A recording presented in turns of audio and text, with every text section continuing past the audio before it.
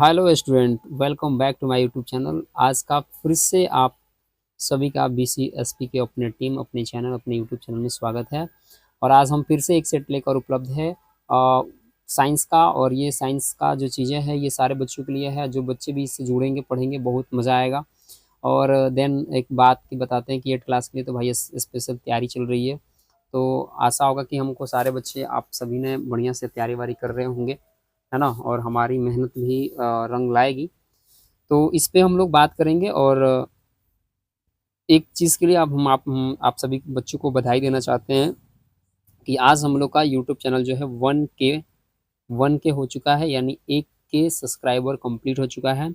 तो आप सभी का बहुत ज़्यादा सपोर्ट रहा। आप लोग ऐसे ही सपोर्ट रखिए ताकि ये 1K को हम लोग बहुत जल्द 1M में बदल दिया जाए, यानी 1 मिलियन में बदला जाए। तो हम लोग का बड़ा प्लेटफॉर्म हो, बड़ा यूट्यूब हो, ताकि हम सभी को इससे बेनिफिट होने वाला है, सभी को फ़ायदा होने वाला है। ठीक है, तो देरी ना करते हुए आज का क्लास करते हैं स्टार्ट। फिर से साइंस का डिस्कशन करेंगे। ठीक है, पहला प्रश्न है, पानी की सतह पर उत्पन्न तरंग क्या होती है? क्या वो प्रकाश तरंग होती है, अनुदैर्ध्य होती है, अनुप्रस्थ होती है, या कभी अनुदैर्ध्य कभी अनुप्रस्थ? प्रश्न संख्या यहाँ पे आपके पास 3 है। और यहाँ पे आपको जवाब देना है कि सॉरी, प्रश्न संख्या 1 का आपको जवाब देना है कि इसका सही जवाब क्या होगा। पानी की सतह पर, जैसे पानी जो होता है, जैसे तालाब में पानी होता है, उसमें आप जैसे कुछ भी फेंकते उगते हो, है ना, तो वो जो वेव बन के जाता है, वो वेव कौन सा वेव कहलाता है? तो इसका सही जवाब क्या होने वाला है, आप लोग बताइएगा। इसका सही जवाब क्या हो जाएगा? अनुप्रस्थ तरंग। पानी की सतह पर उत्पन्न तरंग जो होती है वो कौन सा तरंग होती है? अनुप्रस्थ तरंग होती है। क्लियर हो गया।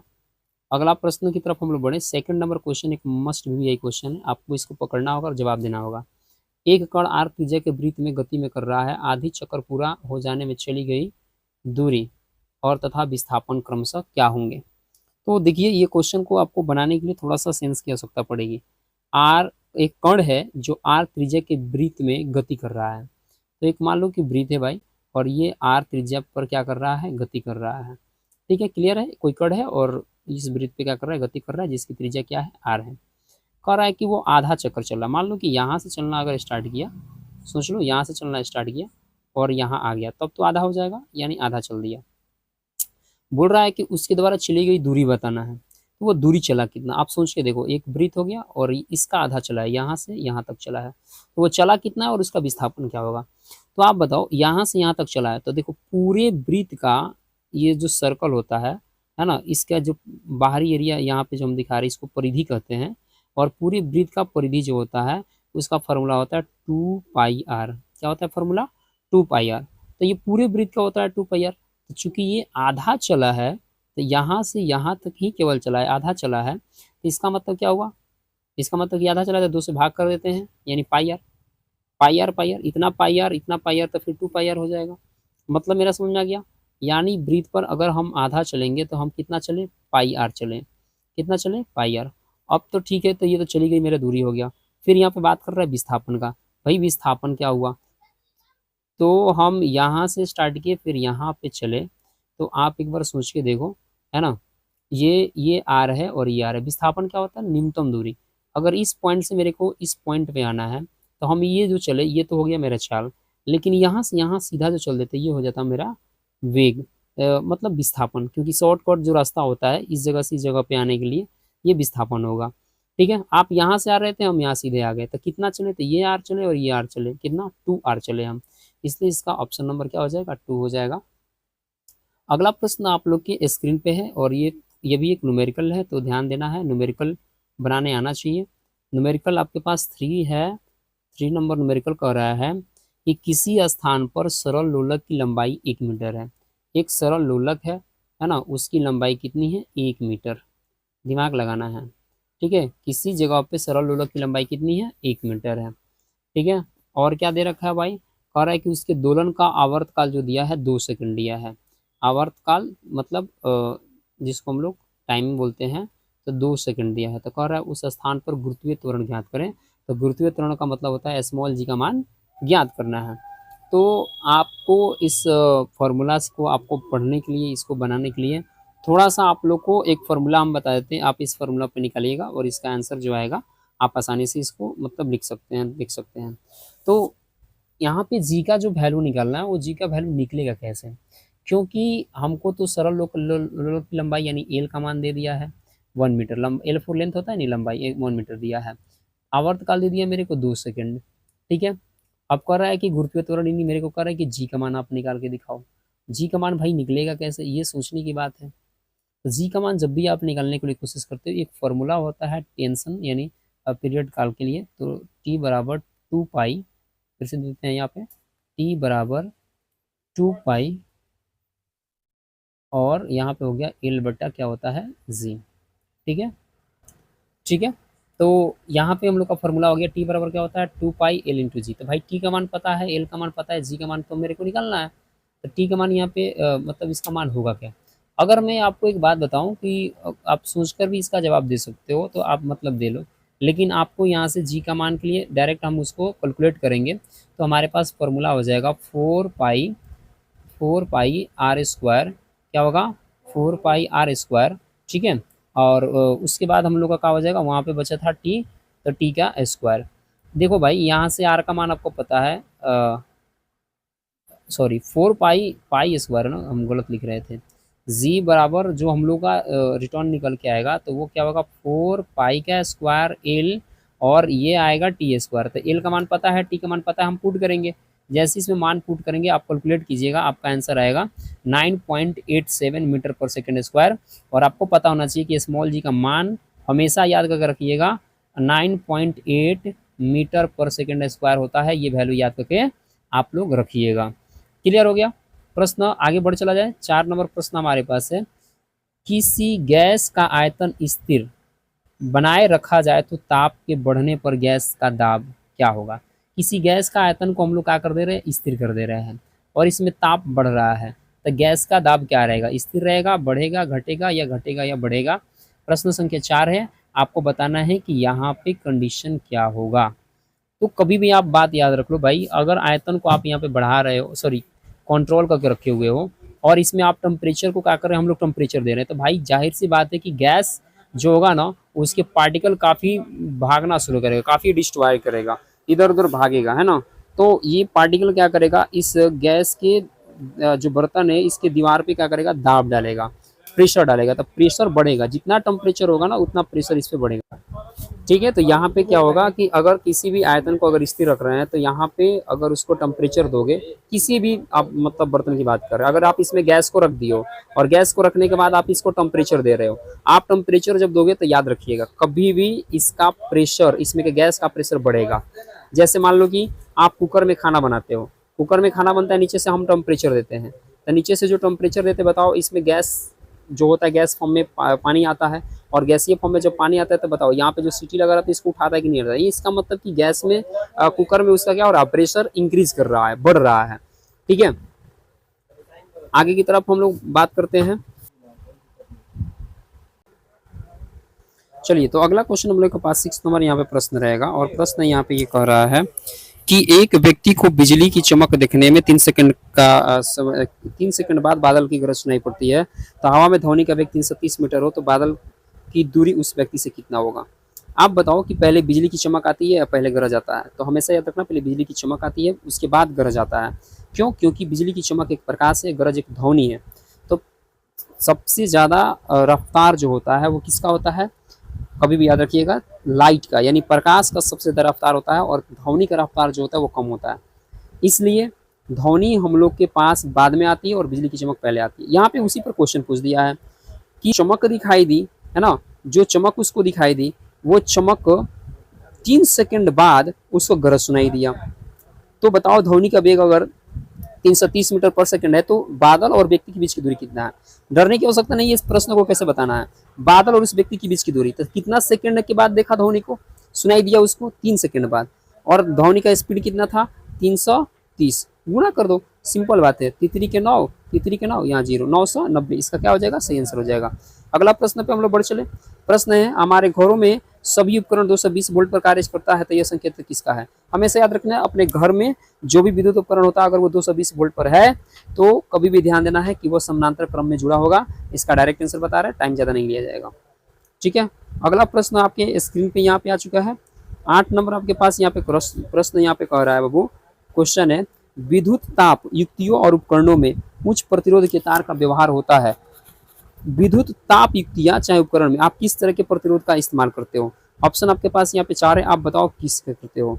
हम बता देते हैं डायरेक्ट, कभी भी इस तरह की चीज़ों में हाई रेसिस्टेंस का तार का इस्तेमाल किया जाता है, उच्च प्रतिरोधकता तार का इस्तेमाल किया जाता है, ठीक है, ताकि धारा का ज़्यादा से ज़्यादा विरोध हो सके।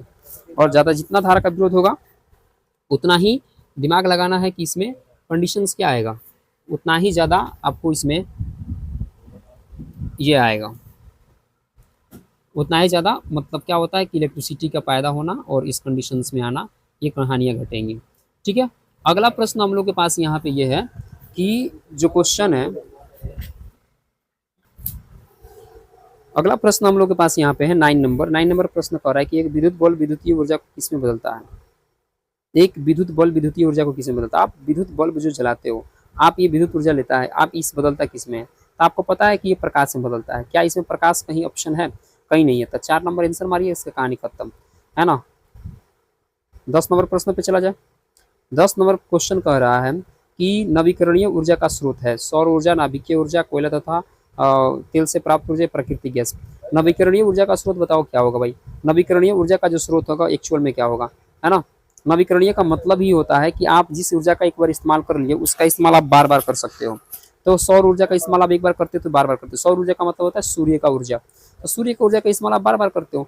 पहले ही आपका आंसर मिल गया। नाभिकीय ऊर्जा एक बार इस्तेमाल करोगे खत्म हो जाएगा, कोयला एक बार यूज करोगे खत्म हो जाएगा, प्राकृतिक गैस एक बार यूज करोगे खत्म हो जाएगा। इसका सही आंसर क्या हो जाएगा? सौर ऊर्जा। 11 प्रश्न संख्या हमारे पास 11 है कि दो मानदंडों के बीच की दूरी क्या होती है? क्या दूरी बढ़ रही है या घट रही है, परिवर्तित है, कभी घटती कभी बढ़ती? नहीं, अभी का कंडीशन बहुत डेंजर हो रहा है भाई। दो मानदंडों के बीच की दूरी अभी रिसर्च के अनुसार बढ़ रही है, ये जो काफी चिंता का विषय है, ठीक है। प्रश्न संख्या हम लोग बात करने वाले हैं 12 नंबर क्वेश्चन पे। 12 नंबर क्वेश्चन हमारे पास फिर से एक न्यूमेरिकल हो सकता है। लोहे का एक 2.8 ग्राम टुकड़े से उसके परमाणु की संख्या ज्ञात करें, जबकि लोहा का परमाणु द्रव्यमान दे दिया है कितना? 56। तो बता रहा है कि आपको इससे ज्ञात करना है परमाणुओं की संख्या ज्ञात करना है। तो आप इसको सोचकर आप आसानी से आप क्या कर सकते हो, आप इसको सॉल्व कर सकते हो।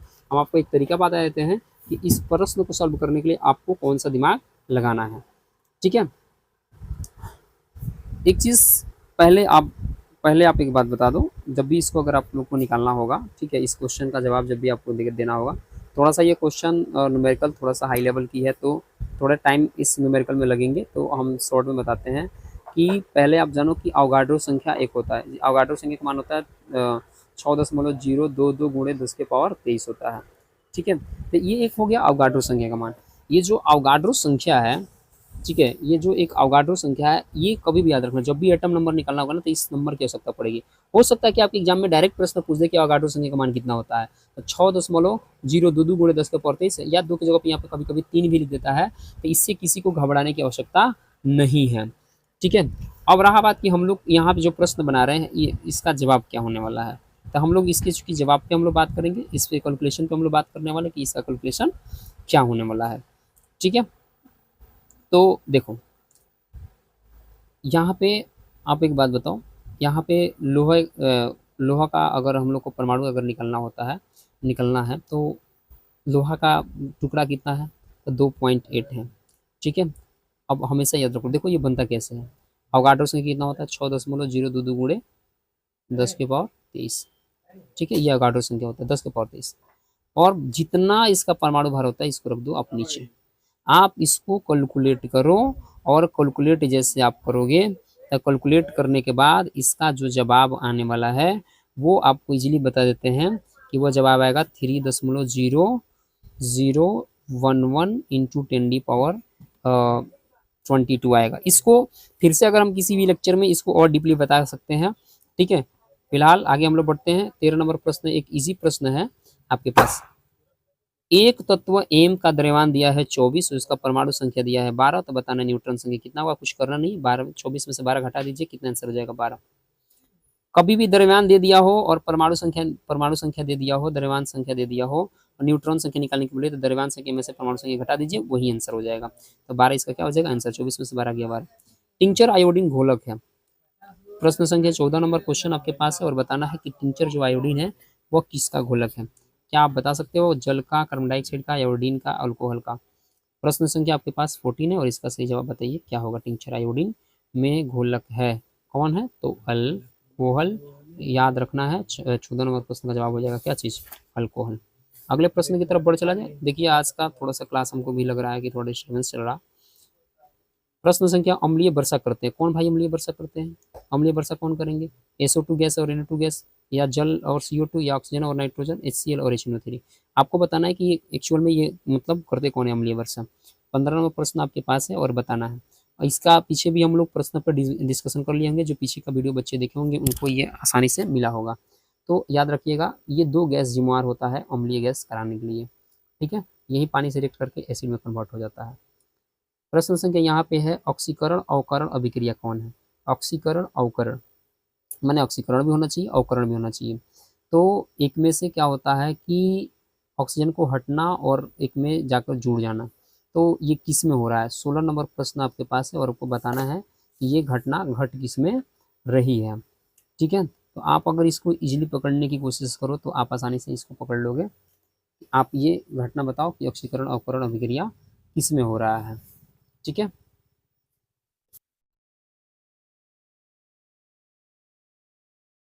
H2Cl2 2HCl, CaO और 2HCl और CaCl2 और H2O। तो ये वाला रिएक्शन और ये वाला रिएक्शन, आप दो रिएक्शन को देखो।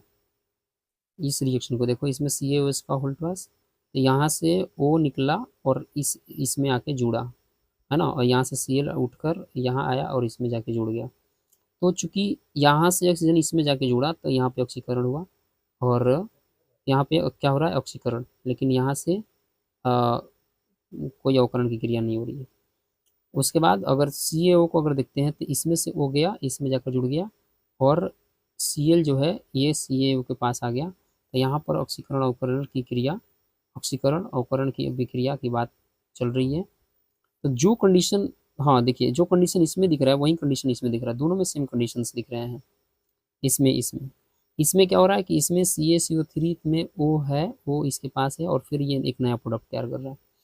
लेकिन अवकरण अभिक्रिया का मतलब होता है कि जिसमें हाइड्रोजन का योग होना चाहिए, ठीक है।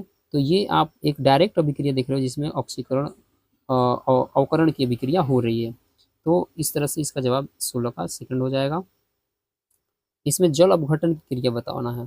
प्रश्न संख्या यहाँ पे है आपके पास, और जल अपघटन की अभिक्रिया बताना है कि कौन सी है। NaOH HCl, यहाँ पे कंडीशंस देखना है। 17 नंबर क्वेश्चन आपके पास है और बताना है कि इसका सही जवाब क्या होगा।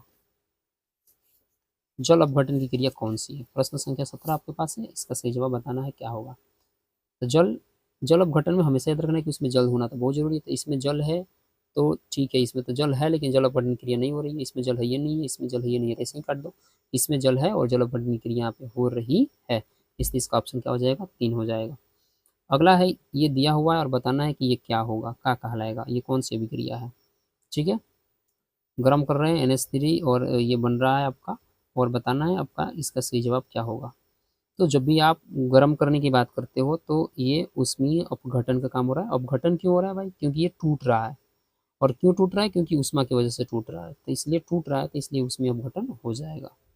प्रश्न संख्या 19 आपके पास है और 19 नंबर ये प्रश्न कह रहा है कि 254 ग्राम तांबे को ऑक्सीजन गैस में कसकर गर्म करने पर कॉपर ऑक्साइड की मात्रा बताना है क्या होगा। कॉपर का भार दे दिया है, ऑक्सीजन का भार दे दिया है, हाइड्रोजन का भार दे दिया है, सबका यहाँ पे भार दे दिया है। तो बताना है इसका कंडीशंस में कि ये कितना होने वाला है। क्या आप इसको चाहो तो निकाल सकते हो, ठीक है। एक रिएक्शन आपके सामने लिखेंगे, Cu plus O2 arrow 2CuO, ठीक है, 2CuO, ये एक रिएक्शन हुआ। तो इस रिएक्शन में यहाँ पे हम लोग को मेन देखना होता है Cu, यहाँ पे देखिए ये प्रोडक्ट केवल दिखाना है। CuO 2CuO प्रोडक्ट आता है। Cu कितना है यहाँ पे? 63.5 ग्राम, है ना। O कितना है यहाँ पे? 16 है। तो आप क्या करो कि इसको लो और इसको आप जोड़ो, और जोड़ने के बाद आप जैसे इसको एडिंग करोगे तो आपका आएगा 159, और जैसे आपका 159 आएगा तो इधर जो हम आपके पास Cu लिखे थे और प्लस O2 लिखे थे, फिर इधर को इधर ऐड करो तो इसका आएगा 127 आएगा, ठीक है। तो ज़्यादा आप सोचने की आवश्यकता नहीं है।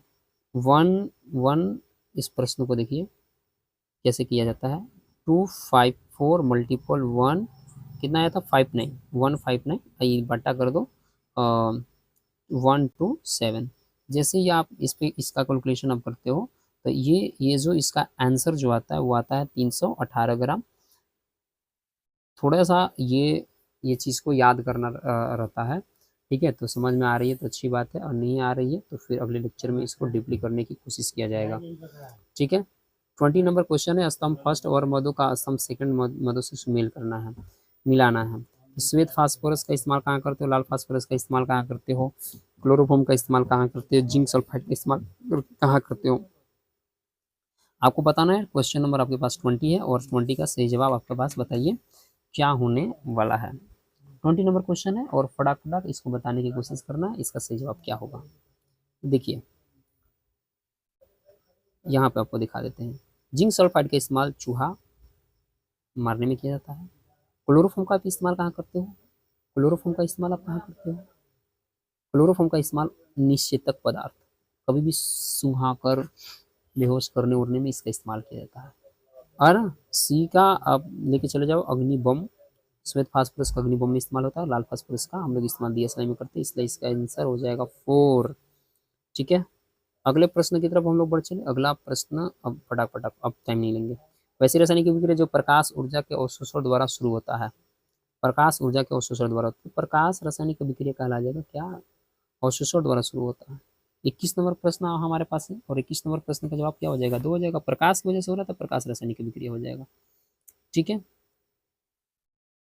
इसको ये थोड़ा लंबा है, अगले टाइम इसको देखेंगे।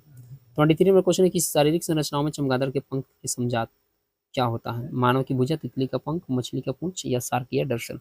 प्रश्न संख्या आपके पास 23 है और ये सोचकर आप बताइएगा तो इसका सही आंसर हो जाएगा। जो चमगादड़ का जो पंख होता है मानव की भुजा से का समझात अंग है, समझात अंग का उदाहरण है। ऊंचाई रहने वाले लोगों पर लाल रक्त कण की कोशिकाओं की संख्या बढ़ जाती है क्योंकि पर्वतों पर ऑक्सीजन की मात्रा कम होती है, शरीर को गर्म करने के लिए अधिक ऊष्मा की आवश्यकता होती है, पर्वत पर वायु में कीटाणु नहीं होते हैं, या पर्वत पर अधिक ऑक्सीजन प्राप्त होता है। 24 नंबर क्वेश्चन आपके पास यहाँ पे, और 24 का क्वेश्चन ये हो जाएगा कि वहाँ पे ऑक्सीजन की मात्रा जो होती है वो कम होती है, इसलिए RBC की संख्या वहाँ पे क्या होगी, बढ़ेगी, ताकि भाई ऑक्सीजन को मेंटेन किया जाए। विश्व के सामने सबसे गंभीर चुनौती है भूमंडलीय तापमान, ओजोन छिद्र, जल प्रदूषण या मृदा अपरदन। 25 नंबर प्रश्न का जवाब आपको बताना है क्या है भाई। अभी विश्व के सामने ओजोन छिद्र एक बहुत बड़ी समस्या पड़ी हुई है। क्वेश्चन है कोशिका विभाजन के दौरान कौन से चरण में क्रोमैटिड का पृथक्करण और ध्रुवों के विपरीत उसका संचालन घटित होता है, प्रोफेज, एनाफेज, टीलोफेज, मेटाफेज। ये देखिए आप भाई डायरेक्ट याद कर लो, ये सेल डिवीजन का क्वेश्चन है, ये पूरी डीपली बात है ना। तो 26 नंबर क्वेश्चन का बात हो जाएगा, एनाफेज में ये कंडीशन होता है। जैव संगठन का सही क्रम बताना है, जीव, उत्तक, कोशिकाएं, अंग, कोशिकाएं, उत्तक, अंग, अंगतंत्र, जीव। सेकंड नंबर क्वेश्चन सही हो जाएगा। पहले कोशिका होता है, फिर उत्तक होता है, फिर अंग होता है, फिर अंगतंत्र होता है, फिर खत्म। एक सामान्य व्यक्ति के परिसरण तंत्र में लगभग कितना रक्त होता है, एक स्वस्थ व्यक्ति में बताना है कि ये कंडीशन मतलब क्या होता है। 28 नंबर क्वेश्चन यहाँ पे है और यहाँ पे 5 लीटर मतलब कभी मतलब यहाँ पे इसका सही जवाब हो जाएगा कितना, 5 लीटर। अनुवांशिकता की गुणसूत्रीय सिद्धांत किसने प्रस्तुत किया, तो अनुवांशिकता का गुणसूत्रीय सिद्धांत Charles Darwin, Gregor John Mendel, Sutton और बार्बेरी, हरविंद खुराना। 29 नंबर प्रश्न आपके पास है और 29 नंबर प्रश्न का जवाब आपको बताना है कि सही इसका जवाब क्या होगा। तो सटन और बार्बेरी याद रखना है और अनुवांशिकता के गुणसूत्रीय सिद्धांत को प्रतिपादन किया था। मनुष्य के शरीर में कुल कितनी हड्डियां हैं, तो आपको पता है 206। इसका कहानी छोड़ हटाओ खत्म करते हैं। प्रकाश संश्लेषण के लिए से मुख्यतः क्या बनता है, प्रोटीन, वसा, कार्बोहाइड्रेट, उपयुक्त सभी। प्रकाश संश्लेषण में मुख्यतः बनता क्या है, ये 31 नंबर प्रश्न है और सोच के बता सकते हो कि बनता क्या है। प्रोटीन नहीं बनेगा कभी भी, वसा नहीं बनेगा, कार्बोहाइड्रेट बनता है। ठीक है, रन देते इतने क्वेश्चन को, फिर मिलेंगे अगले वीडियो में और बेहतर तरीके से, क्योंकि आज बहुत थोड़ा सा। फिर मिलेंगे अगली वीडियो में, तब तक ले जय हिंद, बेसब्री से इंतजार कीजिए और पढ़ाई पर अपना मन लगाकर पढ़ते रहिए। Thank you.